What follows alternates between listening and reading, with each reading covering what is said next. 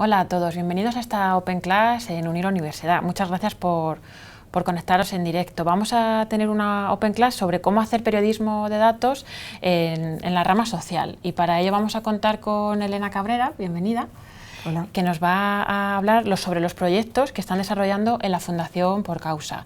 Para los que no la conozcáis, esta asociación o fundación, mejor dicho, es un ente que se creó en 2013 y que está focalizada en temas de investigación relacionados con la pobreza, con la desigualdad y con la exclusión tanto dentro como fuera de España. Entonces, en esta sesión lo que vamos a ver es cómo el periodismo de datos, que a priori puede parecernos que es una especialidad pues quizá un poco fría y que solamente se dedica a temas económicos o un poco políticos o incluso deportivos, ¿no? Bueno, pues también se puede aplicar a otras ramas interesantes, como digamos, esta parte más social. Y bueno, para ello, entonces, como os decía, Elena va a presentarnos los distintos proyectos que están desarrollando en Por Causa, que han desarrollado y que están desarrollando. Entonces, para los que seáis nuevos en las Open Class de Unir, os comento el funcionamiento brevemente. Ella va a tener una media hora para comentarnos estos proyectos y, mientras tanto, bueno, pues lo adecuado es que toméis nota de lo que os parezca interesante y luego después ya abrimos, digamos, en la ronda de preguntas. Entonces, es el momento en el que vosotros, desde vuestras casas o desde donde estéis, podéis escribir en el chat la pregunta que le queráis hacer a Elena. Además, en esos últimos minutos lo que haremos es también dar paso a las preguntas que habéis hecho algunos de vosotros cuando os habéis inscrito en esta Open Class. Así que bueno, yo creo que nada más, Elena, cuando quieras estamos atentos a lo que nos cuentes. Gracias, María. Bien, estáis viendo ahí al lado de nuestra imagen, ¿no?, la presentación, que está un poco titulada ahí rápidamente "Cómo hacer periodismo de datos social", y veis que hay 3 puntos, ¿no? O más bien, ¿qué queremos hacer en Por Causa y por qué os necesitamos? Nosotros venimos haciendo periodismo e investigación social en la Fundación Por Causa, que es una organización sin ánimo de lucro, desde hace muy poco tiempo. Es decir, somos muy jóvenes y estamos ahora mismo en un proceso de aprendizaje. Así que no es que os pueda contar demasiadas cosas de lo que venimos haciendo, no tenemos grandes proyectos que vender, digamos, pero sí en curso. Y somos una organización que le gusta mucho colaborar y trabajar en equipo con otras organizaciones, y que acogemos además mucho talento y muchas personas con nosotros, y como os digo, aprendemos, ¿no?, entre todas. Quiero empezar hablándoos de todos los proyectos que hemos desarrollado en Por Causa, que todos, como os decíamos, giran en torno a la pobreza y la desigualdad, o mejor, tienen como foco, como manera de mirar, como gafas, la desigualdad, para entrar a diferentes temas. Uno ha sido, por ejemplo, la pobreza infantil y juvenil. Otro de ellos ha sido la desigualdad en Latinoamérica, y uno muy pequeño, en el que no hemos terminado de desarrollar todavía y que hemos presentado hace poco, tiene que ver con los recursos naturales, con la pesca. Y os estoy enseñando ahí una fotografía y me pregunto si habéis pensado en vuestra cabeza, pues, ¿dónde están los peces? Es una pregunta, pero también es una conclusión de este pequeño estudio, bueno, no tan pequeño, ya veréis. Esta fotografía, en ella no se ve, ¿verdad?, dónde están los peces, ni mucho qué está ocurriendo. Hay unas personas, es una playa. Como dice el pie de foto, está tomada en Mozambique. Son pescadores que realizan pesca tradicional como se ha hecho siempre en la costa occidental de África, ¿no?, con unas redes y arrastrando, ¿no?, la captura. Os voy a explicar un poco mejor cómo llegamos a esa fotografía y cómo llegamos a la pregunta de dónde están los peces. Bien, el proyecto se llama La pesca perdida en África Occidental, y no lo hemos realizado solo nosotros, porque, como os contaba antes, sola no puedes, con amigas sí, y por eso nos unimos a un think tank británico que se llama ODI, Overseas Development Institute, con los que colaboramos habitualmente, y ellos pusieron sobre todo el análisis, la lectura, la visión de los datos, y las bases de datos fueron proporcionadas por una empresa española que se llama Fish Spectrum, de las que os voy a hablar ahora bastante, ¿no? Bueno, ¿quién vigila al vigilante? Es una pregunta que los que conozcan el cómic de Watchmen pues les sonará, ¿no? Y la respuesta que nosotros tenemos de quién vigila al vigilante es el periodista. Os he situado ahí esa viñeta de este personaje que se llama Ozymandias, porque quiero hablaros de una persona, ¿no? de otro personaje de esta historia, que se llama Roberto Mielgo. Si habéis leído el cómic de Watchmen o habéis visto la película, pues reconoceréis a ese personaje, Ozymandias, que se dedica a observar el mundo, que es lo que haría un periodista de datos, ¿no? Observar, tiene todo una pared llena de televisiones, donde ve todos los canales del mundo y así sabe qué es todo lo que está pasando, ¿no? Pues yo os digo que a Roberto Mielgo, me imagino como ese Ozymandias, pero lo que él controla es el mar, y controla el mar desde una cámara acorazada en su cuartel general, que es un pueblo de la Sierra de Madrid. Y él se sienta en una mesa, en su silla, delante de una mesa, delante de un montón de unas grandes pantallas, donde puede ver el mar, sobre todo el Mediterráneo, que es lo que más está vigilando, y el Océano Atlántico, ¿no? Se sienta ahí desde hace años y aprende. Y él me dijo en una ocasión, me podría pasar todo el día explicándoos 1000 maneras de pescar ilegalmente, y no hace falta que salga de su cámara acorazada, sencillamente observando esas pantallas. Desde hace más de 10 años, Roberto vigila el mar. Empezó colaborando con Greenpeace con el objetivo de hacer seguimiento de las naves de la flota turca, y ahí comenzó a rellenar una base de datos. Dijo, bueno, yo estoy viendo que pasa esto, voy a empezar a inscribir en una base de datos los movimientos de todos esos buques por el mar. ¿Y por qué y para qué? Yo creo que ni él mismo lo sabía en un principio, pero pensó que alguien debía hacerlo. Él es un agente libre, colaboraba con Greenpeace, pero él se había dedicado al mar tiempo atrás y sencillamente bueno, pensó que podía aportar algo, y entonces creó una empresa llamada Fish Spectrum, y él, bueno, como empresa que es, pues seguramente tiene sus motivaciones y sus planes personales, empresariales, pero lo importante es que no es lo que llamaría Marc Cabra un Gollum de los datos, ¿no? Sino que, aun actuando como empresario, tiene moral, tiene una ética, y decide que su base de datos puede ser consultable por las organizaciones que él decida, que le interesa, que accedan a ella, ¿no?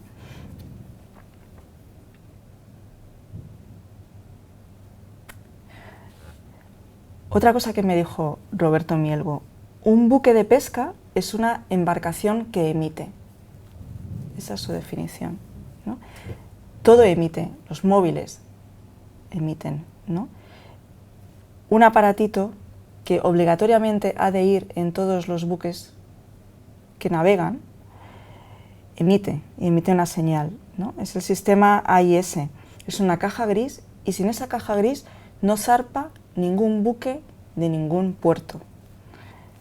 Y esta es una información que puedes tener informándote de cómo funciona el mundo de la pesca en cualquier página web, ¿no? Entonces, una vez que tienes esto, piensas, si emite, eso que emite, ¿qué es, ¿no? Entonces, te enteras de que es un número, y que es un número único que tiene cada buque. Se llama MMSI, y es un número que expide la Autoridad de Telecomunicaciones de cada país. Pues, ala, ya está, ya tenemos tenemos un emisor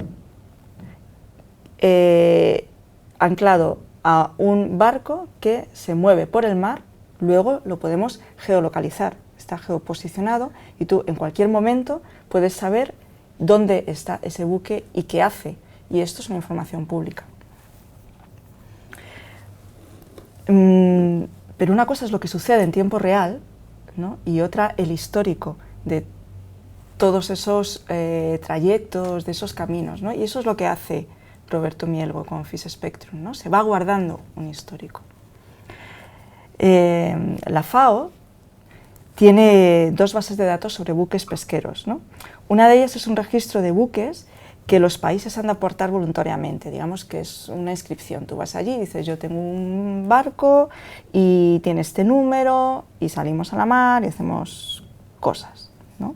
Pero hay países que se niegan a apuntarse ahí, como por ejemplo Sierra Leona.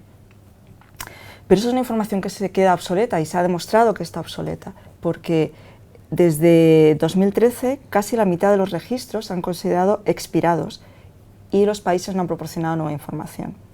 Así que ya tenemos una base de datos que debería recoger toda esa información, pero sabemos que lo hace mal. La FAO tiene una segunda base de datos que se llama Vessel Finder, la cual en 2015 tenía unos 240.000 registros. Quedaos con el dato. Y 240.000 registros es solo una fracción muy pequeña de los 4 millones de barcos que operan en el mundo, según la propia estimación de la FAO.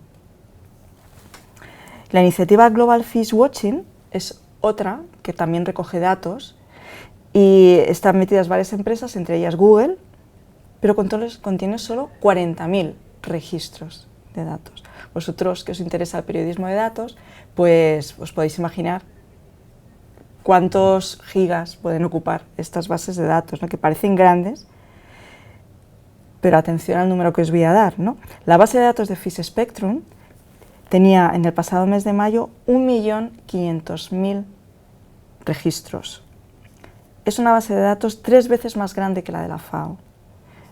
Es la más grande del mundo y algún día esta persona, este Ozymandias del mar, pretende controlar el 100% de la flota industrial en una única base de datos.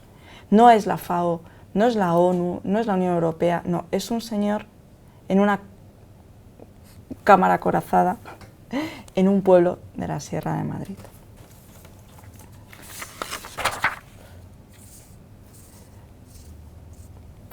Como podéis ver de este dato, se puede hacer un análisis, ¿no? Que es el que tenemos un problema de inversión pública, ¿no? En tecnología.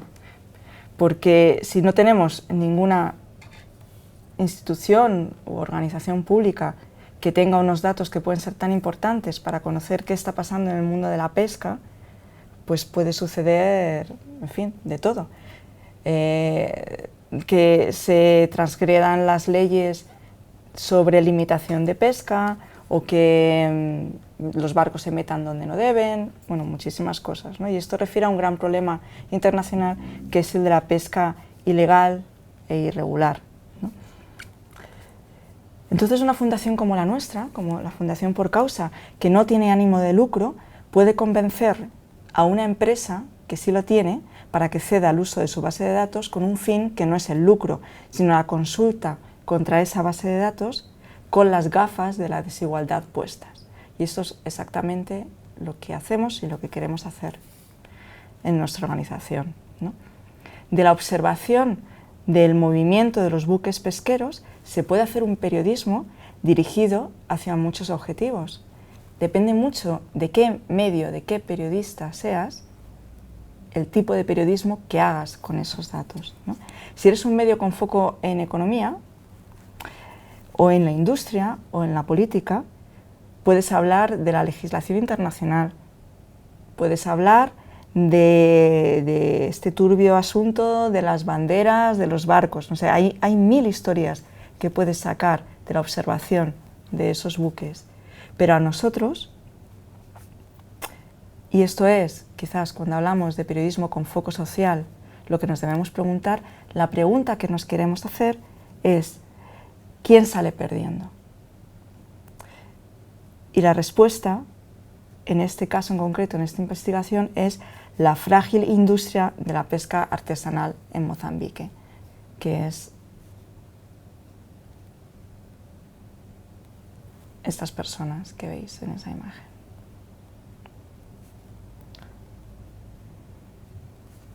Entonces, para controlar la captura y luchar contra la pesca ilegal, la legislación de la Unión Europea es muy férrea, sobre todo con los buques pesqueros. Tienen que pasar por puerto, han de ser inspeccionados, tienen que llevar unos registros con las autoridades portuarias. Todos los tipos de buques, los congeladores, los que pescan, todos, hay una diversidad de ellos, salvo unos, que son los contenedores, los cuales están eximidos, porque los contenedores, que son esos buques con containers, ¿no? Cajones, que son los que se utilizan, pues, por ejemplo, pues, para mandar una mudanza de un lado a otro lado del mundo, no se usan para transportar pescado, porque no son buques frigoríficos ni están acondicionados para el pescado. Y entonces ahí está la trampa que hemos descubierto, ¿no? Si miras las pantallas donde se ven las trayectorias de los buques que sabes que llevan pescado y los buques que sabes que no están autorizados a llevar pescado, los ves haciendo unas maniobras muy raras. Y son maniobras que cualquier experto en navegación identifica como de alineación, perdón. A ver si me veo en la pantalla y os puedo enseñar bien cómo es. Sería como así, ¿no? Los buques van haciendo así, poco a poco, se van aproximando hasta que están así y puede realizarse un traspaso de carga de un barco a otro. Esto no lo podemos demostrar. Podríamos infiltrar un periodista, quizás, en un buque de estos y que tome unas fotos. Bueno, esto es para las series de periodistas, ¿no? Para las películas, porque nosotros no lo podemos hacer, pero en cambio sí es muy barato sentarse y observar, y eso es lo que hace un periodista de datos. Sentarse, observar y sacar una conclusión, y es una conclusión que no le vale al Interpol, porque ya hemos hablado con ellos, ¿no?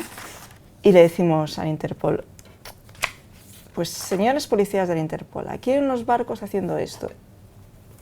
¿No le parece un poco extraño que dentro del mar, que es un lugar donde sí que se realizan trasbordos de pesca, transshipments se llaman, porque es más barato que hacerlo en puerto, porque evitas los ojos de los inspectores, es algo que es legal, pero están juntándose barcos que uno de ellos no debería llevar pescado, no debería realizarse un transshipment, ¿no?, con ellos. Y entonces la Interpol contestó, ahí no hay prueba, sino que esos buques es posible que estuvieran simplemente recibiendo instrucciones. Y entonces le dicen, bueno, ahora muévete ahí, ahora muévete ahí. Y entonces, en esta imagen, esta no, sí, en esta también se puede ver, estáis viendo a la derecha es tierra, a la izquierda es mar, ¿no? Al lado de Senegal. Bueno, pues esos trayectos, las líneas en verde, es el seguimiento de los barcos, los puntos rojos, los círculos rojos son lo que se llaman hotspots, que es donde hay como mucha actividad, se paran, arrancan, se paran, arrancan. Y entonces, cuando esos hotspots los ves ampliados, es donde ves esas maniobras de zigzagueo que resultan muy extrañas, ¿no? Y, perdón, ahí está.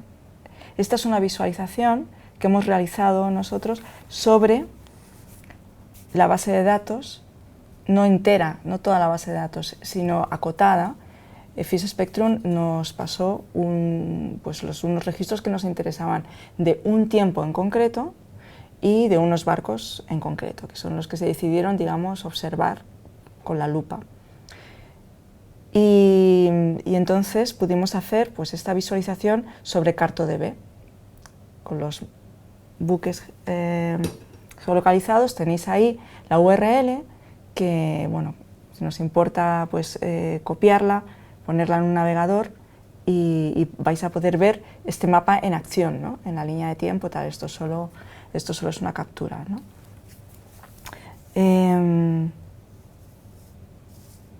Bueno, ¿cómo llegamos a la conclusión de que aquí había un temazo, había un tema periodístico, ¿no? Es porque cruzamos dos bases de datos, sencillamente, ¿no? La de el AIS, que es este sistema de emisión de un número, el barco todo el rato, emitiendo, yo soy no sé quién y estoy aquí. Pues 15 segundos después, yo soy no sé quién y estoy aquí, pum, y así. Cruzamos esa base de datos, atesorada por Fish Spectrum, con algo que también es, bueno, con algo que es público, que son las exportaciones e importaciones de pesca que declaran los países del África Occidental, desde Gibraltar hasta Ciudad del Cabo. ¿El resultado? Pues que las cuentas no salen.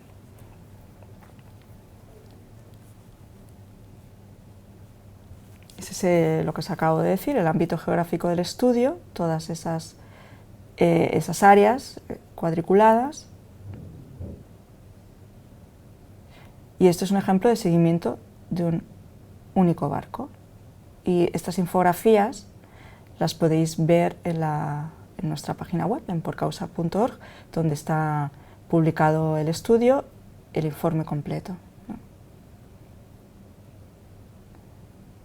Bueno, os he contado este caso porque es el en el que más nos hemos centrado en nuestra organización, donde más hemos usado el periodismo de datos, ¿no? Pero vosotros sabéis que periodismo de datos es eso, es sentarse y observar, escuchar a los números, escuchar a las informaciones, escuchar los registros, ¿no? Hay varias páginas web que te pueden dar esto mismo en directo, ¿no? Esta base de datos que nosotros tenemos, bueno, pues como esto es público, pues por ejemplo estas dos que os he dejado ahí, es apasionante, las podéis abrir y os sentáis a observar. Y quizás podéis encontrar un montón de historias ahí, claro. Hay que investigar, ¿no? Hay que saber qué hacen los barcos, por qué se paran en determinados sitios. Esto es una captura, creo que de ayer o por ahí, de los barcos en tiempo real entre las Islas Baleares y la costa del Levante, ¿no? Y si queréis dedicaros al periodismo de datos, lo que tenéis que hacer es tener mucha paciencia. Esta es la herramienta principal. Atesorar conocimientos, información y preguntar mucho. El periodismo de datos es periodismo y no mucho más allá. Hay mucha información en la red que merece ser observada y cada día habrá más. Así que no hace falta ni siquiera tener mucho dinero, cogerse un avión y irse no sé dónde, basta tener una conexión a internet y saber escuchar esa información. En fin, hay que tener tiempo. Ese es el otro componente, paciencia y tiempo. Y tiempo es precisamente algo que los periodistas no tenemos, paradójicamente. Porque el tiempo es dinero y el periodismo no tiene dinero en este momento. Así que con pocos recursos económicos significa equipos pequeños y significa poco tiempo para destinar a la información, ¿no? A la investigación. Por eso es importante para nosotros trabajar en red, para nosotros como Por Causa y para el periodismo en general. El periodismo del presente y del futuro es un periodismo colaborativo, es un periodismo cooperativo. Que diferentes medios podamos colaborar entre sí, que diferentes organizaciones colaboremos entre nosotras, que podamos juntarnos unas, digamos, macro redacciones extendidas durante mucho tiempo a trabajar con herramientas de trabajo en grupo y que podamos analizar grandes bases de datos, cada uno con su foco. Y nuestro foco es el foco social y es el foco de la desigualdad. Lo que nos diferencia de otros es que nosotros nos hacemos unas preguntas que todas tienen que ver con lo mismo. ¿Quién se enriquece? Para saber quién se empobrece. Bueno, como os decía, hemos hecho este proyecto, hemos hecho otro sobre pobreza infantil y ahora lo vamos a hacer sobre diásporas, que es nuestra principal investigación y que tiene que ver con las migraciones. Somos taller, os escribo ahí, con esta foto tan bonita de un taller textil donde hay tantas mujeres ahí trabajando laboriosamente. No sé, me gusta la metáfora, ¿no?, de las costureras, del taller, ¿no?, del trabajo paciente, de ese trabajo que no publicas mañana, ni hoy, ni al segundo, sino que haces hacia el interior, ¿no?, tejiendo hilos. Esa imagen, eso es pura metáfora del periodismo. Somos microbios porque somos seres pequeñitos que trabajamos en colaboración con otros microbios, con otras células. Somos red, somos personas que hacemos preguntas. Bueno, esta es una foto importante para nosotros, ¿no? Ya me contaréis, o me podéis ir diciendo, si acaso, si queréis, por el chat, ¿no?, qué veis en esa foto. A ver si alguien se anima y nos dice, así a bote pronto, ¿no?, ¿qué estáis viendo en esa imagen? Sabéis, hay un poco de información ahí, el fotógrafo es Olmo Calvo, está tomada en Hungría.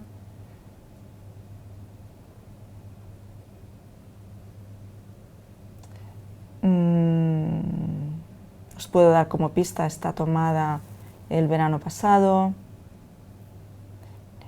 Nos dice Víctor, niños curiosos. Esperanza, nos dice Laura. Puede que Marta haya dicho crudeza.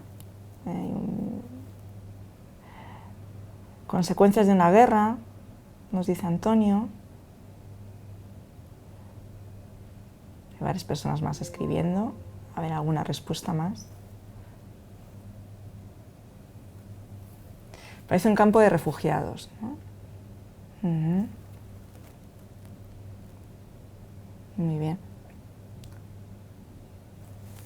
Y a ver qué nos dice Wilson. Fronteras de la justicia. Pues os voy a contestar qué es lo que vemos nosotros en esa foto, ¿no? Por supuesto, todo lo que habéis dicho, ¿no?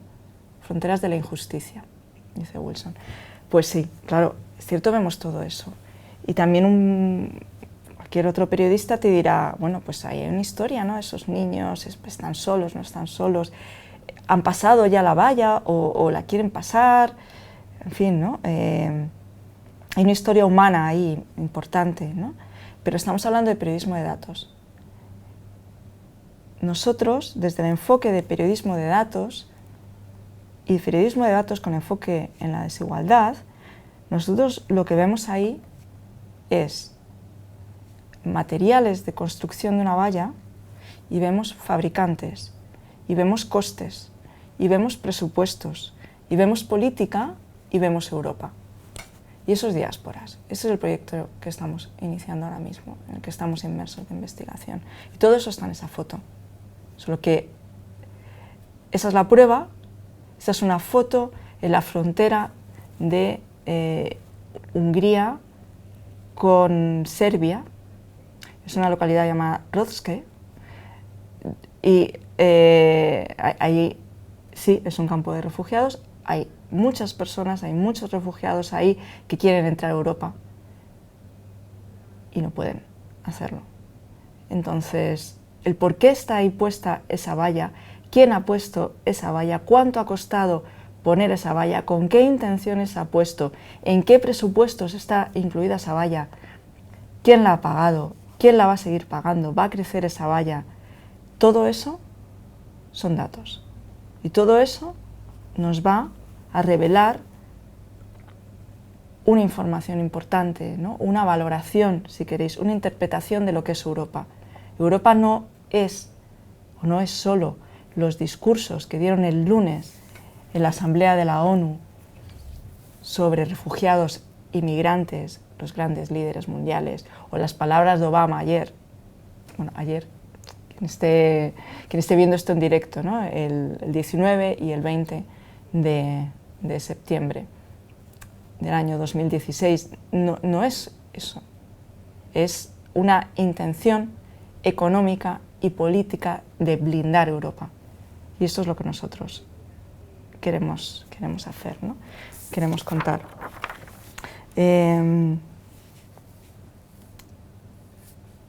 Por cierto, además de diásporas, os puedo hablar, pero casi en clave, de otro proyecto que no se puede comunicar todavía, que está en una fase, digamos, muy privada, muy secreta, pero que sí que os puedo decir que tiene que ver con la justicia, que por supuesto es un tema muy importante de foco social, y estamos manejando ahí una idea de poder construir un robot que aprenda y que nos ayude a manejar una ingente cantidad de datos semánticos.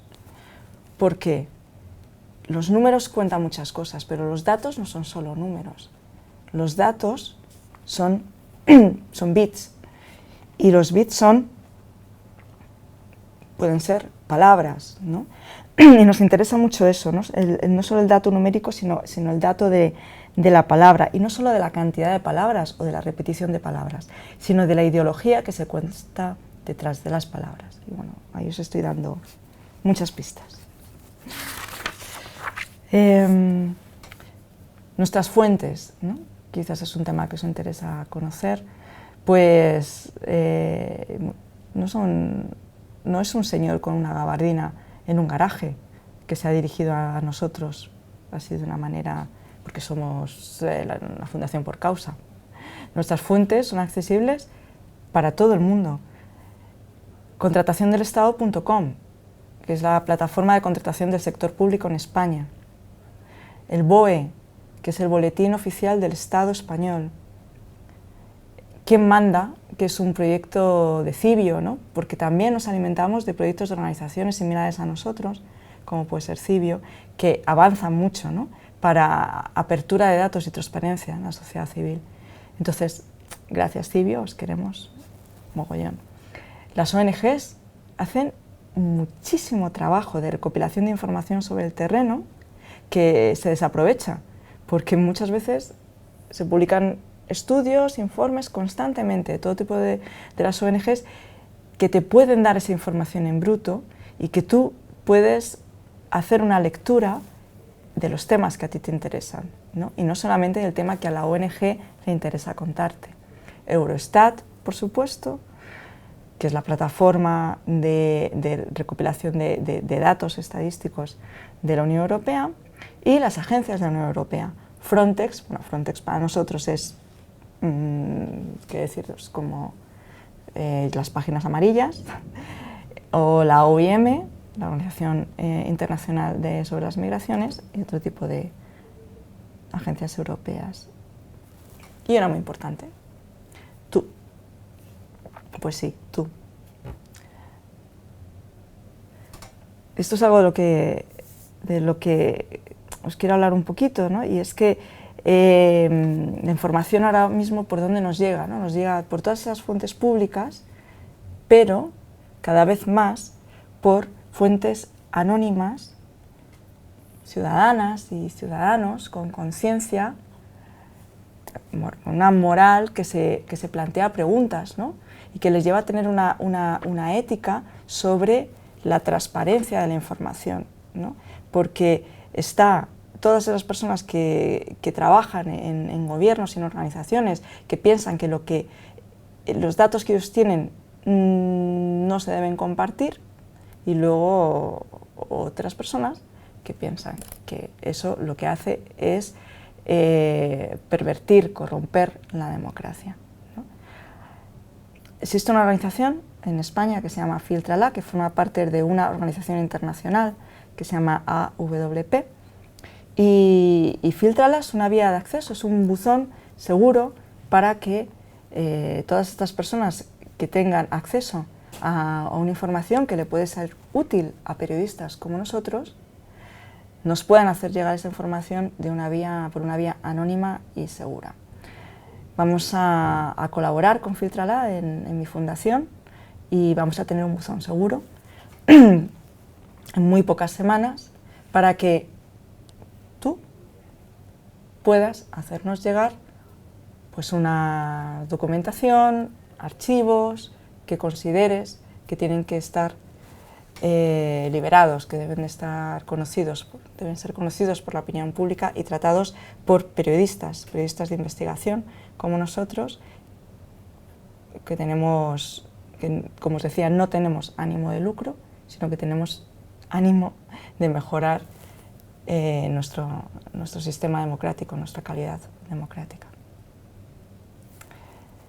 En estos días, en Por Causa estamos formándonos, ¿no?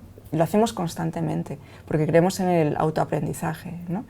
Y me interesaba hablaros del taller que estamos haciendo ahora mismo, porque es un taller sobre seguridad digital para periodistas y es algo que está íntimamente relacionado con todo lo que os he contado hasta ahora. Un periodista de datos ha de ser, como cualquier otro periodista de investigación, una persona que esté muy bien armada, con una armadura de seguridad digital. Y es increíble la falta de información y la falta de formación que tenemos los periodistas ahora mismo sobre seguridad digital, ¿no? Entonces, en esto que os digo que estamos en constante aprendizaje, pues una de estas obsesiones que tenemos ahora mismo es precisamente la de la seguridad.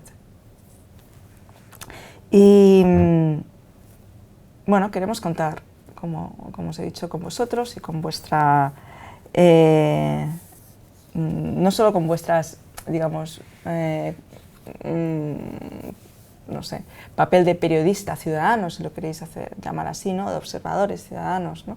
Sino también de todo el que quiera trabajar en red en un proyecto grande, un proyecto que no beneficia económicamente a nadie, ¿no?